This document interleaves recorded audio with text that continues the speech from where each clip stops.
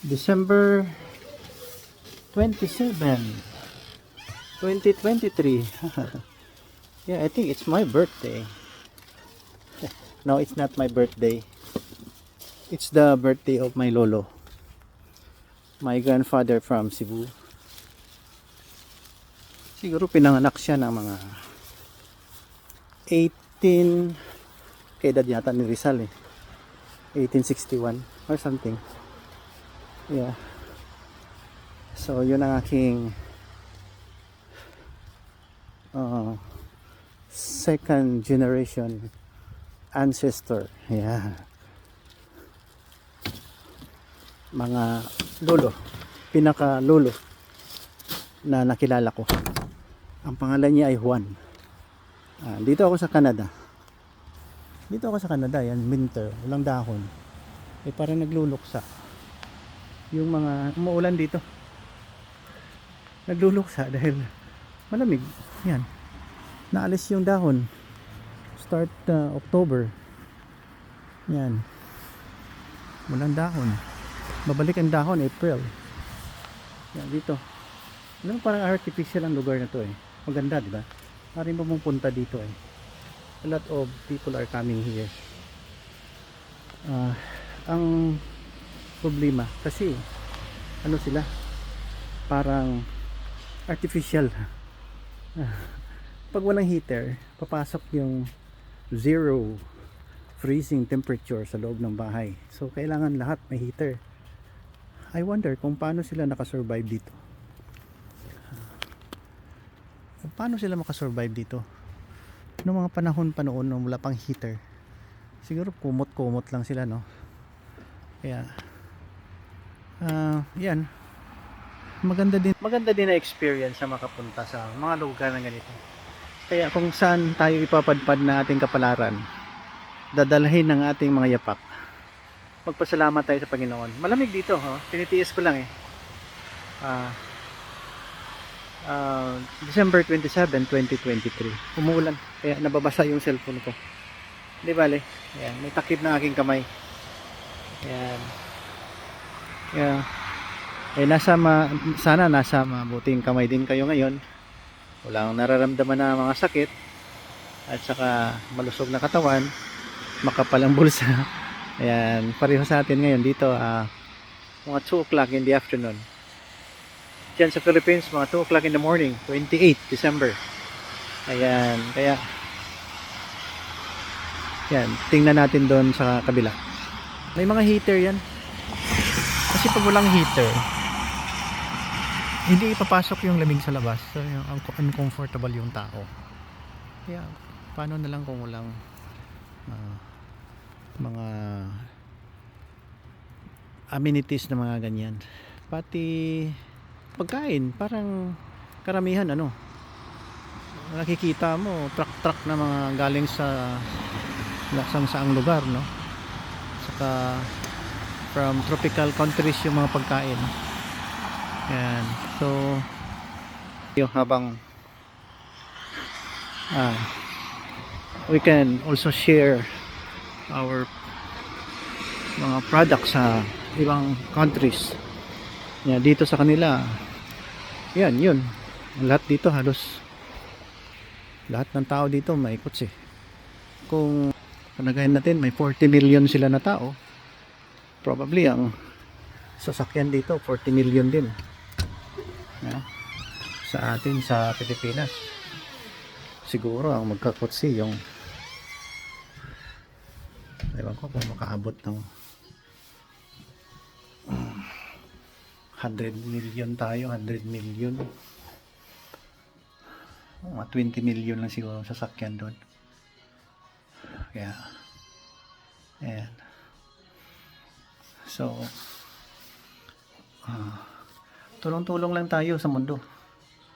Ay, nag-vlog lang ako dahil may inuto sa akin sa labas eh, na lumabas muna sandali. Yan. Kaya bumaba ako ng apartment. Yeah, message ko lang sa lahat. Sana pure love lang tayo, no? Huwag na intindihin yung mga hindi maganda na gawain. Although hindi natin madisiplina kahit dahil lahat-lahat tayo may mga hugot. We have our individual problem as individual human person. We have a lot of concerns, no? Pero generally, hayaan mo na kasi wag naman natin lahat-lahat na we put ourselves into their shoes or we want them to put their feet on our shoes. Ano na lang kasi it has been proven na nabuhay tayo na may mga ninuno. We have the grandfathers, the grandmothers. Sila ay tao. We were born humans with the highest form of reasoning and thinking. Ngayon, kung may mga problema tayo, we solve it through the guidance of yung mga Holy Bible. Kasi ang Holy Bible or Torah, yung mga sinusulat na message from God ay totoo at na-receive yan ng mga propeta. Ngayon, yun ang ating jurisprudence sa ating pamumuhay ngayon, ang batas na tama. At we penalize those who commit sins. Yan. Kasi meron tayong judiciary, yung common sense, na ang mali-mali, ang tama-tama. Ngayon, kaya ganito, yung lolo ko, 1860 siguro pinanganak. Yung aking second lolo na ancestor siguro mga 1900, ganun. Kasi ang tatay ko, 1934. Mga ganyan-ganyan. So, iniisip ko yan, na galing din sila doon sa ninuno natin hindi ko alam kung kay Ishmael or kay Jacob. But we are guided upon by the Word of God, yung sinusulat ng mga scholars na nag-canonize na mga book, mga holy book, na ating batayan ng righteousness. Sa sinasabi ko, hindi ko talaga ma-disiplina lahat na isip, but we have the source of our righteousness on how to behave towards our fellow men, towards our environment. Kaya ito, i-birthday nyo lang sa akin to. Give this as your birthday. You watch this until the end. At sa karigalo ko rin ito sa inyo. No matter what you're following, kasi ang may gumawa sa atin, no? Hindi ko alam kung ang gumawa ng mga giants o ano-ano. Basta sa atin, commonly, 99.9% pareho tayong mukha. May mata, siguro at most may mga 6 feet ang pinakamataas sa atin, average. Yan, ganun, hindi yung giant. So, we belong to the human race, yung Homo sapiens. Ngayon, maganda ang ating reasoning dahil mataas ang utak natin, no? Ang issue dito is kung sino ngayon ang nagpapalakad ng mundo. Yan, nagpapalakad ng mundo yung mga matatalinong tao. And most especially, ang nagpapalakad ng mga jurisprudence sa ating batas, sa simbahan, sa kapwa-tao ay galing sa propeta. Ang tawag niyan is yung may gumawa sa atin yung there is God, sa akin. No? Sabihin niyo sa akin, bakit ako nandito? Because we have God. Gumawa sa atin lahat, no? And God became flesh kay Jesus Christ through the Virgin Mother. At saka yun, may God nga tayo. Yun ang source ng ating being human ngayon. So, huwag naman tayo magpaka-animal, gaya ng ginagawa ng iba. We go back to God. At pumipili ang God na mga tao na makareceive ng kanyang message. Nagpapakita yan through images, through dreams. Nagpapakita yan. Doon siya nagpapakita sa mga taong may kakayahang decipher or mag-reveal sa ibang tao at dumami yung mga righteous people na galing sa God. Godly talaga, with love, pure, respect, bawat isa. The people nga nung, let's say, si Moses, Abraham, naka-receive sila ng theophany. Sino pa? Yung mga church builders, no? Marami yan before Christ. Nagpapakita yung mga angels. After Christ, marami din ang naka-receive ng theophanies. Theophany is the actual experience with the presence of God. So, nagpapahiwatig yun. Now, ngayon, ang mga nakatanggap, nag-iisip ng anong gagawin nila.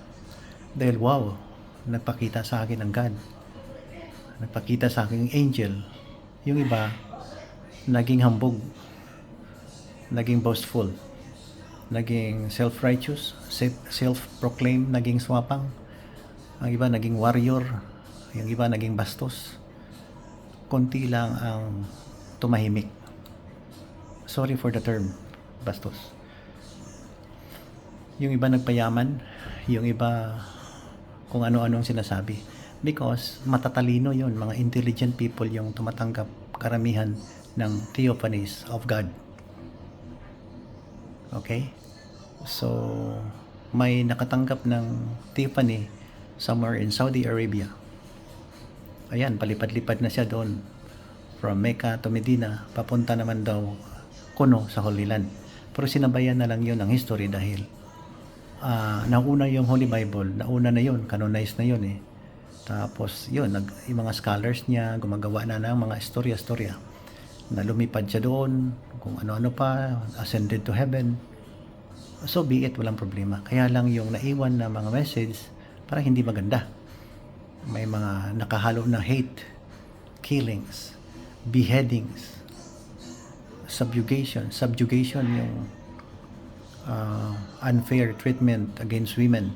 So hindi maganda. Slavery, sex slavery, puro humanoid, human instinct yung worldly. See? So mahirapan tayong general peacefulness ang ma-achieve natin. We have really a very hard time living harmoniously dahil mga inggit, mga pagdududa, yung parang slavery, persecution ng kapwa-tao. Kasi may mga nakatanggap ng theophany na matapang, matalino, malakas, pero patay sila lahat. Hanggang ngayon. Kaya ako naniniwala with the Holy Bible na ang intercessor ko is Jesus Christ dahil siya ay buhay. At bihira lang yung taong nabubuhay galing sa kamatayan. So yun na lang. Dahil wala naman akong pinopromote na iba. Kundi itama ang mali. Itama natin na we cultivate love, not hate. We cultivate peace, not war. So yan ang analysis ko, ang discernment ko, at saka ang aking konting maidulot sa humanity. Dahil itanong mo sa akin bakit ako nag-vlog. Dahil siyempre 65 years old na ako, matanda na rin. Another 10 years, 75 na. So medyo mahina na. Ang tanong ko sa iyo, ano din ang contribution mo sa humanity? Sa akin itong contribution ko. Just follow ang mga right thinking, right decision basing from the Holy Bible. No?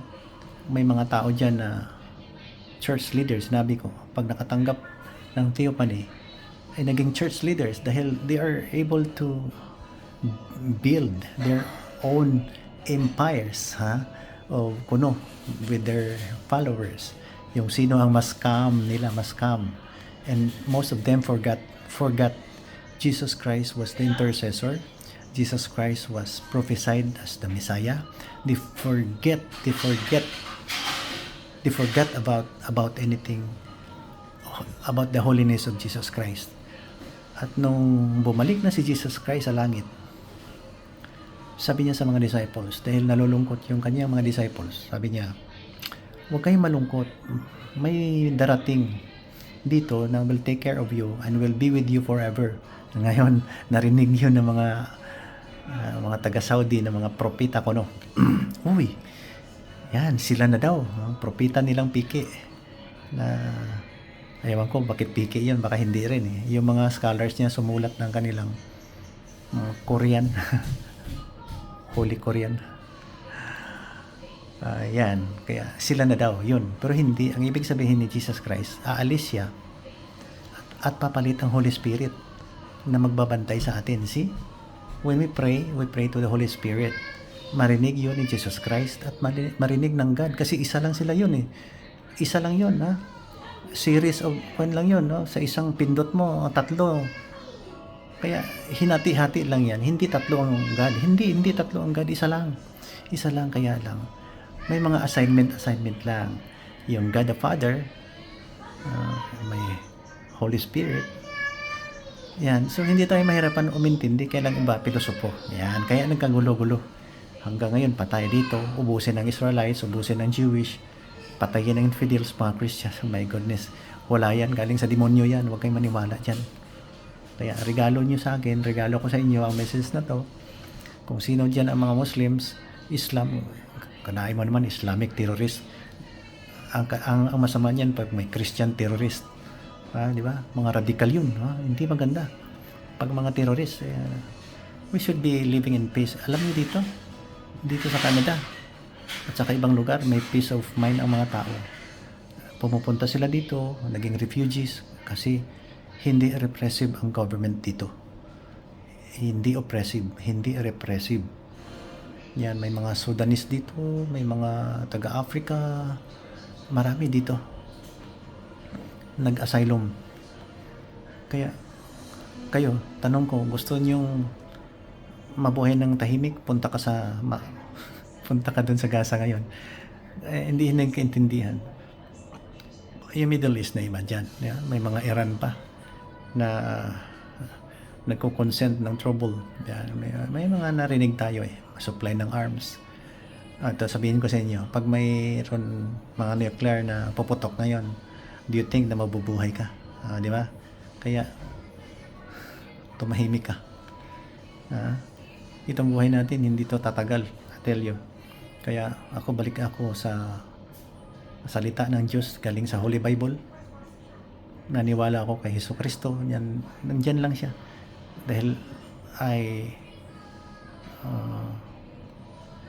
accepted Jesus Christ as my Savior, my protector, my everything, my provider. And I pray to the Holy Spirit sa aking health. Dahil kung wala ang gamot na ginawa ng mga scientist laban sa aking high blood, patay na ako. 8 years na ako nag-maintenance para sa high blood at hindi ako ma-stroke. See? Now, katatapos ko lang mag-almusal, then I'll be taking vitamins. Itong mga scientists na to, sila ang they made it sure na it can produce good effect to our human bodies. See, with the presence of the internet and anything, mga cutting edge technology just to make our life easy. So, wag na mag-isip ng terorista, gawa ng tunnels. We can live and hide forever. With before the eyes of God, hindi ka makatago kahit saan ka. Kahit na ano pang ganda ng tunnel na ginawa mo. Sayang ang pera dyan eh. Mas malaki pa yata ang gasto sa ilalim ng lupa kaysa sa taas ng lupa. Kaya, yan, impoverished ang kanilang buhay.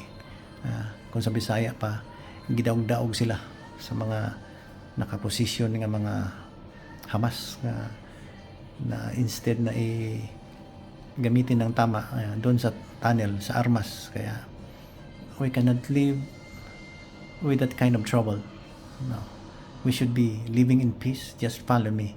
Trust me. I'm not I'm not leading you to your destruction. See? So, happy birthday to me. Ha?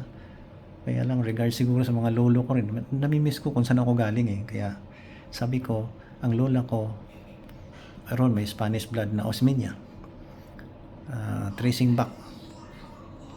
Hindi ko na alam kung sa mother side, kung baka sa native ng Philippines. Mga Aborigine doon sa Panay province. Hindi ko alam.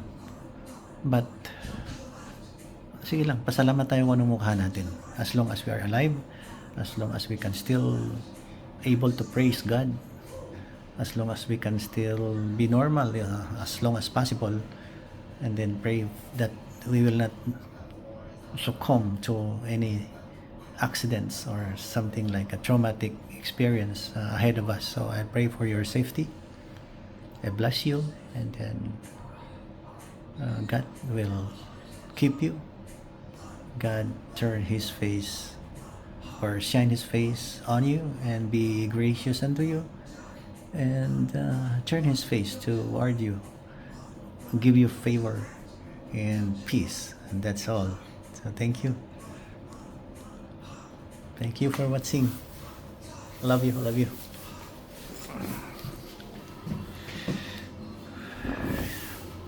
Nandito yung apo ko, nagbabantay ng apo.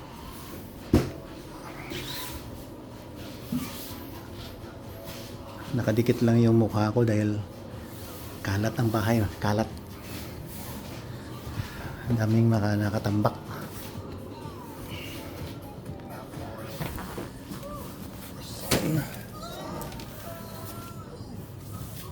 You love me? Yeah. You miss me? Yeah. You love me? Ate. Te. Ate. Te. Ate. Ate. Te. What you're eating? Give me. Give me. Give me. Thank you.